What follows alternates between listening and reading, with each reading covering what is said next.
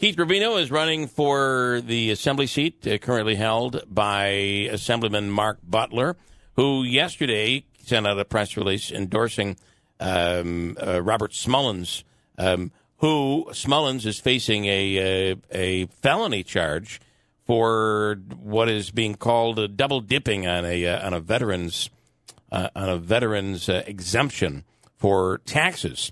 Also running, of course, is Patrick Vincent running in the race.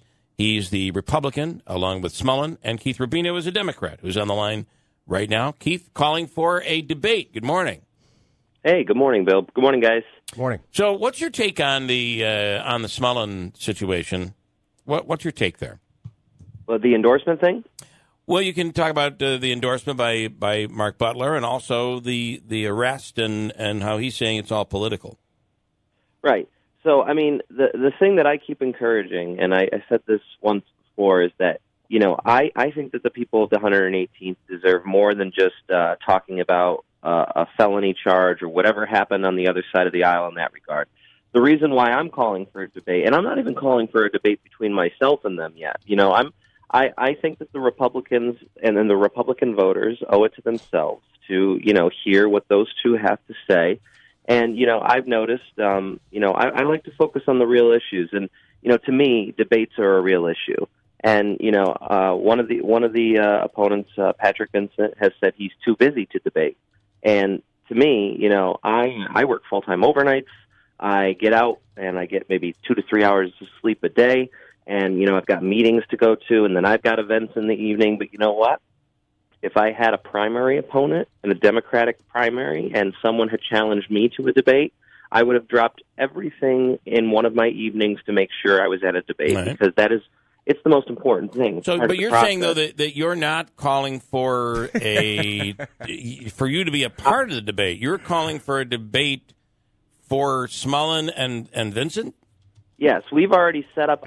My campaign has already set up a debate for after the primary for whoever comes through for the September primary, and it will be at a location to be announced. But it's already been confirmed. Have they agreed? We are looking forward to debating. Have they agreed to it? That if they become the candidate, that they will debate you?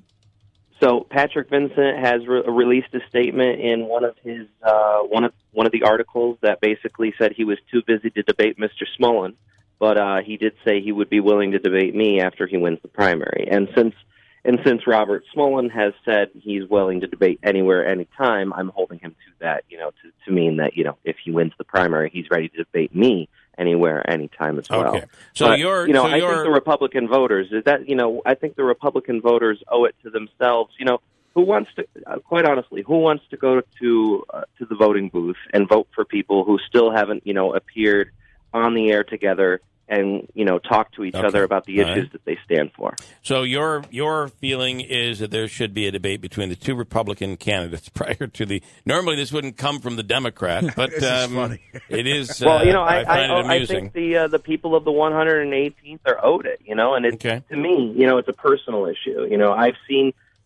been involved in politics for about 2 years now, and I've seen the front runners on both sides of the debate. And right now, you know, Mr. Vincent is determined by people in Herkimer County, at very least, to be the front runner. And, you know, I've noticed that when the front runners have, you know, that status, they choose very, very much so. And this is what happened with Crowley in New York City we were talking about. But he decided he didn't want to show up for a debate. Just didn't show up. And, you know, I don't think it's fair. And so, you know, even as a Democrat, this is a bipartisan thing for me. Okay. I want to see people in the 118th on both sides of the aisle be educated about the candidates. I don't want them going into the booths on September 12th for the Republican primary and not know who they're voting for. And the same thing goes for in the general. Yeah. You know, I don't want anybody dodging a debate versus me from the general time, because I want people to know who is who. On the issue of the Smullin arrest, do you think it was political, or do you think there's something there? You know, I honestly don't know enough about the issue to really have a stance on that. For me, it's one of those things where it's like the news station kind of reported on it a couple months back, and I have not developed any new information on my end to be able to weigh in any more than what the news stations reported. You know, I will say that when you look at the paperwork, It is.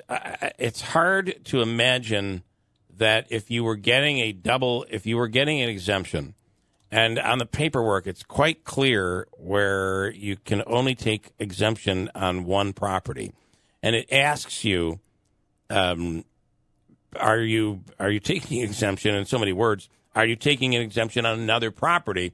And on the form, although his attorney says that this will show that he's innocent, but on the form he checked no. So you would. It seems like he had to knowingly check that he wasn't, and he was taking the exemption on another property. So I find it. I'm quite interested to see how they're going to defend this. But the most difficult part of this probably won't be over. I think they're back in court on the 5th, which then would recommend this possibly either to a grand jury. And I find it. This is not going to be over by the 13th. Right. So, well, and I was just about to say the news has reported that he is to appear in court and whatnot. So he's made his statement, and Patrick Vincent's made his, and I've made mine of staying out of it. But for the most part, we will find out what happens with that, and who's right and who's wrong. Probably closer to that court.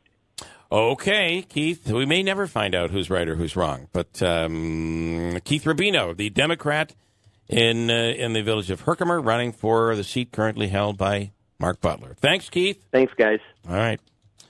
Keith has no primary. So it's the Democratic candidate asking for a debate between the two Republicans. Then he doesn't care to be in it. This is for the primary.